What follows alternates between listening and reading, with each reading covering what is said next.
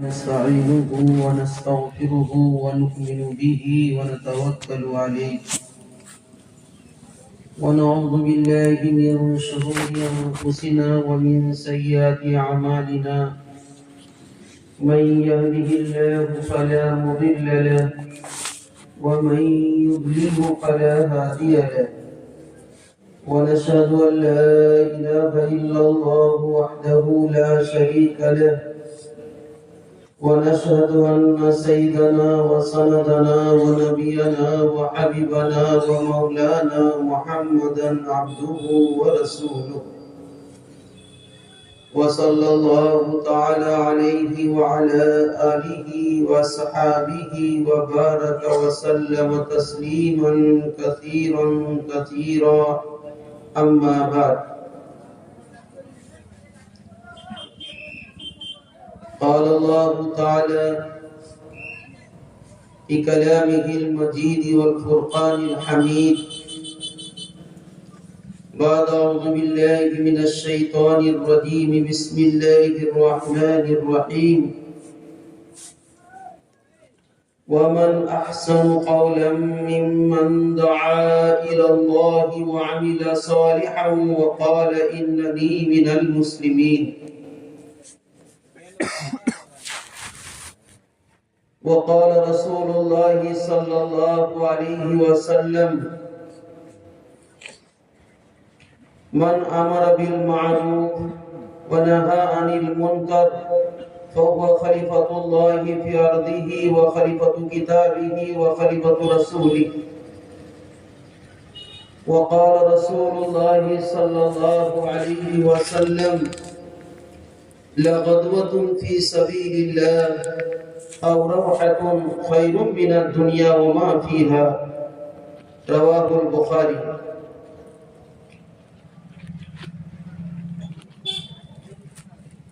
بھائیو دوستو بزرگو اللہ رب العزت نے ختم نبوت کے طفیل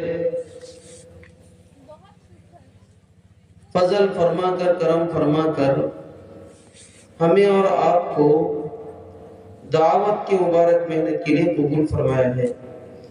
یہ اللہ کا ہم پر بہت ہی بڑا احسان و کرم ہے۔ یہ کام اللہ کی مدد ہی سے چلے گا اور اللہ کی مدد ہی سے آگے بڑھے گا۔ اللہ کی مدد کو اتارنے کے لیے اللہ کی غیبی مدد ہماری طرف متوجہ ہو، اس کے لیے دو بنیادی چیزیں ہیں۔ سیرت پاک میں تلاش کرنے سے یہ بات صاف اور واضح طور پہ ہمیں ملتی ہے کہ آپ علیہ السلام اللہ کی غیبی مددیں اتارنے کے لیے دو چیزوں پہ اپنے آپ کو زیادہ تھکاتے تھے۔ ایک ہے انفرادی دعوت اور دوسری ہے انفرادی عبادت۔ پوری سیرت کے مطالعہ کرنے سے یہ بات صاف طور پر سمجھ میں آتی ہے، اجتماعی دعوت سے زیادہ اللہ کے رسول صلی اللہ علیہ وسلم اپنے آپ کو انفرادی دعوت پہ تھکاتے تھے، اور صحابہ کرام کو اسی بات پہ اللہ کے رسول علیہ السلام نے کھڑا فرمایا تھا۔ ابھی حضرت شیمائی جو میں فرمایا کہ اللہ کے رسول صلی اللہ علیہ وسلم نے ایک صحابی کو بھیجا کہ جاؤ فلاں کو دعوت دے کر آؤ۔ وہ صحابی گئے، انفرادی دعوت دے کر گئے، تو جس کو دعوت دی انہوں نے کہا یہ تو بتاؤ کہ تمہارا معبود لکڑی کا ہے یا لوہے کا ہے یا پیتل کا ہے، کس کا ہے؟ صحابی واپس آ گئے۔ اللہ کے رسول صلی اللہ علیہ وسلم نے پھر بھیجا، پھر انہوں نے ایسے ہی الٹا سوال کیا۔ بار بار اللہ کے رسول علیہ السلام ان کو اس آدمی کے پاس بھیجتے رہے انفرادی دعوت کے لیے۔ فرماتے ہیں اس سے بات سمجھ میں آتی ہے انفرادی دعوت میں تکرار اور استمرار ہے۔ ایسا نہیں کہ ایک مرتبہ آپ کسی کے پاس گئے دعوت دینے کے لیے، 2 مرتبہ گئے، 3 مرتبہ گئے، آپ کی دعوت کو قبول نہیں کیا، آپ سمجھے کہ حجت تام ہو گئی، ہماری ذمہ داری پوری ہو گئی، ایسا نہیں ہے۔ اللہ کے رسول صلی اللہ علیہ وسلم بنفس نفیس ایک ایک کے پاس 70 مرتبہ جاتے تھے۔ جن کے پاس جاتے تھے اتنا برا بھلا کہتا تھا، وہ سمجھتا تھا کہ دوبارہ آپ نہیں آئیں گے۔ پھر اللہ کے رسول صلی اللہ علیہ وسلم پہلی مرتبہ کی طرح پھر ان کے پاس پہنچتے، بار بار اللہ کے رسول علیہ السلام تشریف لے جاتے، کبھی بھی تھکتے نہیں تھے، ہر حال میں انفرادی دعوت دیتے تھے۔ عتبہ اور شیبہ کا غلام عباس مشترک غلام تھا۔ ایسے فرمایا کہ مشترک غلام کی حیثیت ان دنوں میں کم ہوا کرتی تھی، لیکن اس کے باوجود اللہ کے رسول صلی اللہ علیہ وسلم بار بار ان کے پاس تشریف لے گئے انہیں دعوت دینے کے لیے۔ اللہ کے رسول صلی اللہ علیہ وسلم کا سفر ہے۔ اللہ کے رسول علیہ السلام نے صحابہ سے پوچھا، یہ بتاؤ جہاں ہمارا سفر ہے، جو منزل ہے، وہاں کے لیے جانے کا راستہ کیا ہے؟ صحابہ نے عرض کیا، اللہ کے رسول 2 راستے ہیں، ایک راستہ قریب کا راستہ یہ پر خطر ہے، اور ایک راستہ پر امن ہے لیکن وہ دور کا راستہ ہے۔ قریب کا راستہ ایسا ہے کہ وہاں ڈاکیتوں سے ملاقات ہوگی، جان کا خطرہ ہے۔ دوستو بزرگوں، جناب رسول اللہ صلی اللہ علیہ وسلم نے فرمایا کہ اسی راستے کو اپناؤ جس راستے میں ڈاکیتوں سے ہماری ملاقات ہوگی۔ کیوں؟ اس لیے کہ انہیں دعوت دینی ہے۔ ہر حال میں اللہ کے رسول صلی اللہ علیہ وسلم انفرادی دعوت دیتے تھے، ہر حال میں۔ ایک دیہاتی اللہ کے رسول صلی اللہ علیہ وسلم کے پاس سے گزرا، اللہ کے رسول صلی اللہ علیہ وسلم نے فرمایا، یعنی انہیں دعوت دیا، توحید و رسالت کی دعوت دی، تو انہوں نے کہا آپ کی اس بات پر گواہ کون ہے؟ آپ کے پاس دلیل کیا ہے؟ اللہ کے رسول صلی اللہ علیہ وسلم نے ایک درخت کی طرف اشارہ کیا، وہ درخت زمین چیرتے ہوئے توحید و رسالت کی گواہی دے کر اپنی جگہ پر واپس چلا گیا۔ ایک بدو اپنے کندھے پہ گوہ لے کر جا رہا تھا، اللہ کے رسول صلی اللہ علیہ وسلم نے اس کو بھی دعوت دیا۔ اب وہ بدو غصے سے اپنے کندھے سے گوہ کو اتار کر زمین پہ پٹکا اور پٹک کر کہا، یہ بتاؤ کہ آپ جس چیز کی دعوت دے رہے ہیں اس کی دلیل کیا ہے، اس کا گواہ کون ہے؟ اللہ اکبر کبیرہ، کہ اللہ کے رسول صلی اللہ علیہ وسلم نے گوہ کی طرف اشارہ کیا، مرا ہوا گوہ، ایسی عربی ادبی زبان میں توحید و رسالت کی گواہی دی ہے۔ آج تک علماء آج تک مورخین دنگ ہے کہ یہ ایک مرا ہوا گوہ ایسی ادبی عربی زبان میں توحید و رسالت کی گواہی دیا۔ اس لیے دوستو بزرگوں، آپ صلی اللہ علیہ وسلم کی سیرت میں سب سے زیادہ انفرادی دعوت ملتی ہے، اور انفرادی دعوت اللہ کی مدد کے اتارنے کا بہت بڑا سبب ہے۔ یہی تو وجہ ہے کہ امام المحدثین سب سے زیادہ حدیث نقل کرنے والے حضرت ابو ہریرہ رضی اللہ تعالی عنہ مسجد نبوی سے نکل کر مدینہ کے بازار میں تشریف لے گئے، اور بازار والوں کی طرح مخاطب ہو کر فرمایا کہ بازار والے تمہیں کس چیز نے عاجز کر دیا؟ ما عاجزکم یا اہل السوق، کہ بازار والے تمہیں کس چیز نے عاجز کر دیا؟ بازار والوں نے عرض کیا، ابو ہریرہ رضی اللہ تعالی عنہ کیا ہو گیا؟ بولے وہاں مسجد کے اندر جناب رسول اللہ صلی اللہ علیہ وسلم کی میراث تقسیم ہو رہی ہے، وانتم ہاہنا، اور تم یہاں پر ہو۔ بازار والے بھی چونکہ خیر قرون تھا، خیر کا زمانہ تھا، بازار والے اپنی دکانوں کو بند کر کے، آج تو ہم دکانوں میں ہوتے ہیں، ہماری کانوں میں اذان کی آواز گونجتی ہے، لیکن ہم عبادت کو چھوڑ کر، اللہ کا ایک بڑا حکم اس کو ہم چھوڑ کر اپنے خرید و فروخت میں لگے رہتے ہیں۔ ہمیں اذان کی ذرا سی بھی ہمیں کوئی اہمیت نہیں ہوتی۔ اللہ کا منادی اذان کرتا ہے، حی علی الصلاۃ، آؤ نماز کی طرف، حی علی الفلاح، آؤ کامیابی کی طرف۔ لیکن بھائی دوستو بزرگوں، ہمیں اس کی طرف توجہ نہیں ہوتی۔ بازار والے، مدینہ کے بازار والے اپنے دکانوں کو اسی حالت میں چھوڑ کر مسجد نبوی کے اندر دوڑتے ہوئے آئے۔ حضرت ابو ہریرہ رضی اللہ تعالی عنہ وہی کھڑے رہے۔ جب یہ بازار والے مسجد سے واپس گئے، عرض کرنے لگے، ابو ہریرہ ہم تو مسجد گئے، لیکن ہم نے کس مسجد کے اندر کوئی تقسیم ہوتے بھی ہم نے نہیں دیکھا۔ حضرت ابو ہریرہ رضی اللہ تعالی عنہ نے پوچھا، اچھا یہ تو بتاؤ کہ مسجد میں کیا ہو رہا تھا؟ بازار والوں نے کہا، مسجد کے اندر مختلف حلقے لگے ہوئے ہم نے دیکھا۔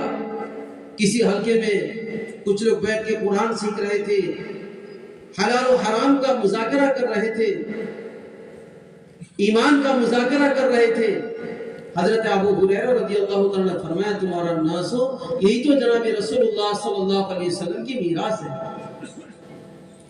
بڑے بڑے صحابی، کبار صحابہ، حضرت عبداللہ ابن رواحہ رضی اللہ تعالی عنہ، حضرت عمر رضی اللہ تعالی عنہ، بڑے بڑے صحابہ کرام ایک دوسرے سے جب ان سے ملاقات ہوتی، ایک دوسرے کو دعوت دیتے، اس لیے کہ انفرادی دعوت اللہ کی غیبی مددوں کو اتارنے کے لیے جس طرح سب سے بڑا سبب ہے، اسی طرح سے اپنے ایمان کو، اپنے ایمان کی ترقی کے لیے انفرادی دعوت بہت بڑا سبب ہے۔ انفرادی دعوت سے، اس لیے کہ حضرت فرماتے ہیں انفرادی دعوت کے اندر جتنی اذیتیں ہیں اور جتنے تکالیف ہیں، اتنی تکالیف اور اذیتیں اجتماعی دعوت کے اندر نہیں ہے۔ اس لیے کہ انفرادی دعوت میں آدمی کو اپنی حیثیت مٹا کر ہر ایک کے پاس جانا ہوتا ہے، اس لیے انفرادی دعوت اجتماعی دعوت سے زیادہ اہم ہے۔ ہر ایمان والے کے ذمہ انفرادی دعوت لازم ہے۔ حضرت نے فرمایا، چاہے ہمارا عمل، ہم کتنے ہی اونچے عمل کرنے والے کیوں نہ بن جائیں، کتنے تہجد تلاوت کرنے والے کیوں نہ بن جائیں، لیکن اگر ہماری زندگی کے اندر دعوت نہیں ہے تو پھر ہمارا ایمان مکمل نہیں ہو سکتا۔ ایمان کی تکمیل کے لیے دعوت ضروری ہے۔ حضرت مولانا بدر عالم میرانی رحمہ اللہ تعالی نے اپنی کتاب کے اندر تضامن السنہ کے اندر لکھا ہے کہ ہم اپنی ذات سے کتنا ہی عمل کیوں نہ کر لیں، لیکن اگر امت کی اجتماعی ہدایت کی اصلاح کی کوشش اگر نہ کریں تو پھر ہمارا ایمان مکمل ہو ہی نہیں سکتا۔ حضرت ابو ہریرہ رضی اللہ تعالیٰ عنہ فرماتے ہیں کہ جب تک تم امر بالمعروف نہی عن المنکر نہیں کرو گے، تب تک تمہارے ایمان کی تکمیل ہو ہی نہیں سکتی۔ بھائی دوستو بزرگوں، اس لیے ہم سب کے اوپر ضروری ہے کہ ہم جہاں بھی رہیں، جس حال میں رہیں، انفرادی دعوت کو اپنی زندگی کا ایک جز بنا لیں، اپنی زندگی کا ایک جز بنا لیں۔ جہاں بھی جس ایمان والے سے جس حال میں ملاقات ہو، ہم انہیں انفرادی دعوت دیں۔ انفرادی دعوت سے دینی فضا قائم ہوتی ہے، دین کا ماحول بنتا ہے، ایسا ماحول بنتا ہے کہ منافقین کے لیے بھی جماعت کی نماز چھوڑنا مشکل ہو جاتا ہے۔ انفرادی دعوت، اللہ کے رسول علیہ السلام انفرادی دعوت کا حق اتنا ادا کیا کہ بکری چرانے والا चरवाहा को भेड़िया दावत दे रहा है। कैसा माहौल बना हुआ था। आप हजरात ने सीरत के अंदर ये बात पढ़ी है, सुनी है कि एक चरवाहा बकरी चरा रहा था, एक भेड़िया आकर एक बकरी पकड़ लिया। अब ये चरवाहा उसके पीछे दौड़ा और उसके मुंह से बकरी को छुड़ा लिया। चरवाहा अपने दुम के ऊपर बैठकर कहने लगा कि अल्लाह ने जो रोजी मुझे पहुंचाई थी, तुमने उस रोजी को मेरे मुंह से छीन लिया। तो चरवाहा कहने लगा, ताज्जुब की बात है कि एक भेड़िया इंसानी जबान से बात करता है, इंसान की तरह बात करता है। तो उस भेड़िया ने कहा, इससे ज्यादा ताज्जुब की बात यह है कि नबी आखिर ज़मान मदीने के अंदर लोगों को दावत दे रहे हैं, अंबिया साबिकीन के हालात को बयान कर रहे हैं, और तुम यहां बकरी चरा रहे हो। ऐसी उमूमी फिजा और ऐसा उमूमी माहौल बना था दोस्तों बुजुर्गों, हर इंसान इंफरादी दावत देता था। मर्द तो मर्द, अल्लाह के रसूल अलैहिस्सलाम के जमाने में खवातीन सहाबियात ये भी इंफरादी दावत देते थे। इसलिए भाई दोस्तों बुजुर्गों, इस इंफरादी दावत को हम अपनी जिंदगी का एक जुज़ बनाएं। दूसरी चीज अल्लाह की गैबी मदद के उतारने का इंफरादी आमाल और इंफरादी इबादत है। अल्लाह के रसूल सल्लल्लाहु अलैहि वसल्लम तहज्जुद में अपने आप को इतने थकाते थे, पाँव मुबारक पर वरम आ जाता था। हजरत आयशा रज़ियल्लाहु तआला अन्हा अर्ज़ फरमाती, ए अल्लाह के रसूल, आपका अगला पिछला सब कुछ माफ है, लेकिन उसके बावजूद अब अपने आप को इतने थकाते हैं। अल्लाह के रसूल सल्लल्लाहु अलैहि वसल्लम ने पूरी उम्मत की तालीम के लिए, पूरी उम्मत को सबक सिखाने के लिए अल्लाह के रसूल अलैहिस्सलाम ने फरमाया, ए आयशा, मैं क्या शुक्रगुजार बंदा न बनूं? इतना लंबा सजदा फरमाते थे अल्लाह के रसूल अलैहिस्सलाम, सजदा में इतना लंबा सजदा फरमाते थे कि आयशा रज़ियल्लाहु ताला अन्हा को शक होता कि पता नहीं अल्लाह के रसूल अलैहिस्सलाम दुनिया में है कि नहीं। इतना लंबा सजदा फरमाते थे। लेकिन दोस्तों बुजुर्गों, आज हमारी जिंदगी से तहज्जुद निकली हुई है। हालांकि हर दाई के लिए, हर ईमान वाले के लिए तहज्जुद जरूरी है। हर आदमी तहज्जुद को इसलिए कि तहज्जुद से अल्लाह से गहरा ताल्लुक पैदा होता है। हजरत मौलाना इलियास रहमतुल्लाह ताला फरमाया करते थे कि मैंने चारों सिलसिला के बुजुर्गों के वज़ाइफ को मैंने पूरा किया, लेकिन सबसे ज्यादा जो मुझे रूहानी तरक्की मिली वो तहज्जुद के वक्त में कुरान करीम को देख कर तिलावत करने से। लेकिन उम्मत का एक बड़ा तबका तिलावत से, तहज्जुद से दूर है। इसलिए कि तहज्जुद ऐसा एक अमल है कि अल्लाह ताला से गहरा ताल्लुक पैदा होता है। तहज्जुद के वक्त में, आखिरी रात में अल्लाह रब्बुल इज्जत आसमान दुनिया के अंदर आकर ऐलान फरमाते हैं, है मेरा कोई बंदा जो मुझसे मांगे मैं उसे अता करूं, है मेरा कोई बंदा जो मुझसे सवाल करे मैं उसके सवाल को पूरा करूं। अभी से कई मसौर में हजरत मौलाना अब्दुल सत्तार साहब दाऊद बरकातुहू आलिया ने फरमाया, जो तुम्हारे सोने का वक्त है वही तुम्हारे जो है तरबियत का वक्त है, वही वक्त अल्लाह से ताल्लुक पैदा करने का वक्त है। तो कौन सा वक्त है? रात का आखिरी वक्त है। आखिरी वक्त में दिन भर मेहनत करके जब आदमी आखिरी रात में उठेगा, अपनी मेहनत की नफी करते हुए अल्लाह के सामने गरम गरम आंसू बहाएगा, अल्लाह रब्बुल इज्जत उसके लिए और उम्मत के लिए हिदायत का फैसला फरमाएंगे। अल्लाह रब्बुल इज्जत उसको उम्मत की हिदायत का जरिया और सबब बनाएंगे।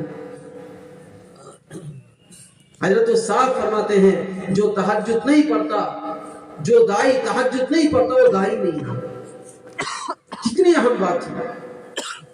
اس لیے اللہ کے رسول علیہ السلام اتنا اہتمام فرماتے تھے تہجد کا. علماء نے لکھا ہے، بڑے بڑے محدثین نے لکھا ہے کہ اگر اللہ کے رسول علیہ السلام اگر کسی دن سفر کی وجہ سے یا کوئی اور وجہ سے اگر تہجد رہ جاتی، اللہ کے رسول علیہ السلام جب اشراق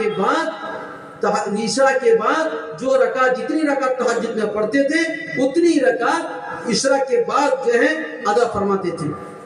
لیکن یہ تہجد کا قضا نہیں ہے بلکہ یہ بدل ہے. علماء نے لکھا ہے کہ جب آدمی کوئی نفل عمل شروع کر دے تو پھر نفل عمل کو اہتمام کے ساتھ کرنا چاہیے، نفل عمل کو چھوڑنا نہیں چاہیے.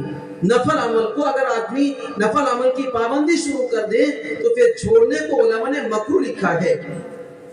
چھوڑنا نہیں چاہیے، اس عمل کو اہتمام کے ساتھ استمرار کے ساتھ کرنا چاہیے. ہاں اعتقاد الگ ہے، فرضیت کے اعتقاد کے ساتھ، وجوب کے اعتقاد کے ساتھ ہم نہ ادا کریں بلکہ نفل کے اعتقاد کے ساتھ ادا کریں، لیکن استمرار اور دوام ہو. ہم جو ہے نوافل کو ہم معمولی سمجھ کے چھوڑ دیتے ہیں، حالانکہ سیرت میں اور احادیث میں جو ہے تلاش کرنے سے بات ملتی ہے کہ نوافل کے ذریعہ فرائض کی تکمیل ہوتی ہے. نوافل کے ذریعہ اللہ سے بندوں کا تعلق ہوتا ہے. حدیث پاک کے اندر آتا ہے کہ جو آدمی فجر کی نماز کے بعد سورج اٹھنے تک انتظار کرے اور پھر سورج کے جو ہے بلند ہونے کے بعد اشراق کی 4 رکعت نماز پڑھ لے تو اللہ کے رسول علیہ السلام نے فرمایا اللہ تعالیٰ اس کے دن بھر کی ساری ضرورتوں کے پورے کرنے کا فیصلہ فرما دیتے ہیں. ایک روایت کے اندر آتا ہے جب اشراق کے وقت میں کوئی بندہ خدا 2 رکعت نماز پڑھ لیتا ہے، اللہ رب العزت ایک حج اور ایک عمرہ کا ثواب اس کے نامہ اعمال میں لکھ دیتے ہیں. لیکن ہم اللہ معاف کرے اشراق تو بہت دور کی بات، جو ہے فجر ہی کہ ہمارے لالے پڑے ہوئے ہیں. حالانکہ حدیث پاک کے اندر آتا ہے جو انسان عشاء کی نماز جماعت کے ساتھ اور فجر کی نماز جماعت کے ساتھ پڑھ لیتا ہے، اللہ رب العزت پوری رات عبادت کرنے کا ثواب اس کے نامہ اعمال میں لکھ دیتے ہیں. پوری رات، چاہے رات بھر آدمی سوتا رہے، اور اگر رات میں کہ اگر آخری وقت میں تہجد پڑھے، اس سے آپ اندازہ کریں کہ اللہ سے کیسا گہرا تعلق ہوگا. عوامین کی نماز، حالانکہ مغرب کے بعد کا وقت کوئی بہت زیادہ ہماری دنیاوی اعتبار سے مشغولیت کا وقت نہیں ہوتا. حدیث پاک کے اندر آتا ہے، ترمذی شریف کی روایت ہے، 2 روایت ہے. ایک روایت کے اندر اللہ کے رسول علیہ السلام نے فرمایا کہ مغرب کی فرض نماز پڑھ لینے کے بعد اگر کوئی انسان 6 رکعت نماز پڑھ لیتا ہے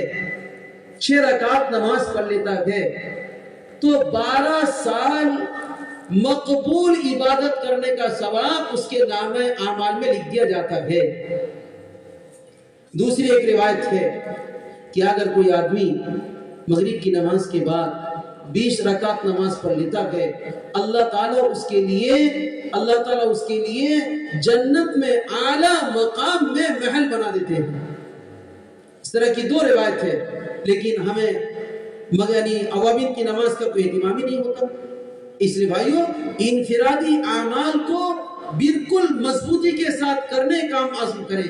ایک بڑے عالم نے فرمایا کہ انسان کے جسم کے بقا کے لیے جیسے روح کا ہونا ضروری ہے، جتنا ضروری ہے اتنا ہی ضروری ہر دائی کے لیے انفرادی اعمال ہے. ہم اس بات کو کہہ کے انفرادی اعمال کو بالکل ہلکا کر دیتے ہیں کہ انفرادی اعمال کا پہاڑ اجتماعی اعمال کے ذرہ کا مقابلہ نہیں کر سکتا. اس میں کوئی شک نہیں ہے، بڑے حضرت کی بات ہے، اس میں کوئی شک نہیں ہے. لیکن اس کا مطلب یہ نہیں ہے کہ ہم انفرادی اعمال کو بالکل چھوڑ کر زندگی گزاریں. اجتماعی اعمال کے وقت میں تو اجتماعی اعمال میں ہمیں لگنا ہے. اجتماعی اعمال کے علاوہ وقت میں اپنے اوقات کو لایانی میں نہ گزار کر اپنے اوقات کو انفرادی دعوت اور انفرادی اعمال کے اندر گزاریں.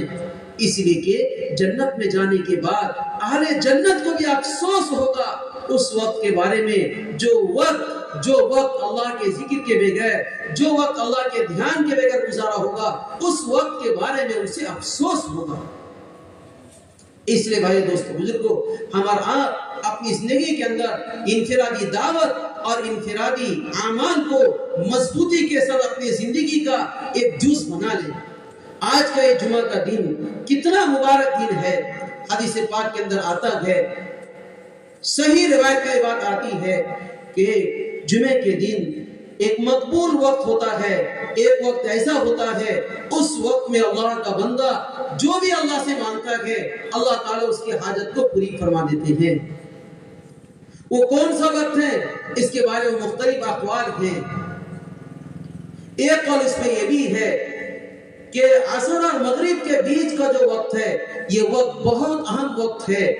یہ مقبول وقت سے مراد بعض صحابہ کرام کا کے اعتبار سے یہی عصر اور مغرب کے وقت ہے۔ اس لیے ہم اس وقت کو قیمتی سمجھ کر اللہ کے ذکر میں، اللہ کے دھیان میں ہم لگائیں اپنے آپ کو۔ اور اس کے علاوہ حدیث پاک کے اندر آتا ہے، اگر کوئی آدمی جمعے کے دن عصر اور مغرب کے بیچ میں اگر درود پاک پڑھ لے، 80 مرتبہ اگر یہ درود پاک پڑھ لے، اللہم صلی علی محمد النبی الامی وعلی آلہ وسلم تسلیما، اگر یہ درود پاک کوئی پڑھ لیتا ہے، روایت کے اندر آتا ہے 80 سال کے گناہ کو اللہ معاف کر دیتے ہیں اور 80 سال عبادت کرنے کا ثواب اس کے نامہ اعمال میں لکھ دیتے ہیں۔ لیکن انفرادی اعمال کے وقت میں شیطان ہمیں ادھر ادھر کی حاجت ہمارے سامنے لا کر ہمیں ان اعمال سے غافل کر دیتا ہے۔ اللہ کے رسول علیہ السلام نے ایک عمل کے بارے میں فرمایا، تو صحابہ نے عرض کیا اللہ کے رسول یہ عمل تو ہر آدمی کر لے گا۔ اللہ کے رسول علیہ السلام نے فرمایا کہ نہیں، جو اللہ کے رسول ترمذی کی روایت ہے، بخاری کی بھی روایت ہے کہ فرض نماز کے بعد 10 مرتبہ سبحان اللہ، 10 مرتبہ الحمدللہ، 10 مرتبہ اللہ اکبر پڑھنے کے بارے میں حدیث کے اندر بڑی تاکید ہے، بڑے فضائل ہیں اس کے۔ صحابہ نے عرض کیا اللہ کے رسول نے تو ہر آدمی پڑھ لے گا ہم میں سے۔ اللہ کے رسول علیہ السلام نے فرمایا کہ نہیں، نماز کے بعد شیطان تمہارے سامنے ادھر ادھر کی حاجت لا کر رکھ کر شیطان تمہیں اٹھا کر لے جائے گا اور پھر بہت سے لوگ اس ذکر کرنے سے محروم ہو جائیں گے۔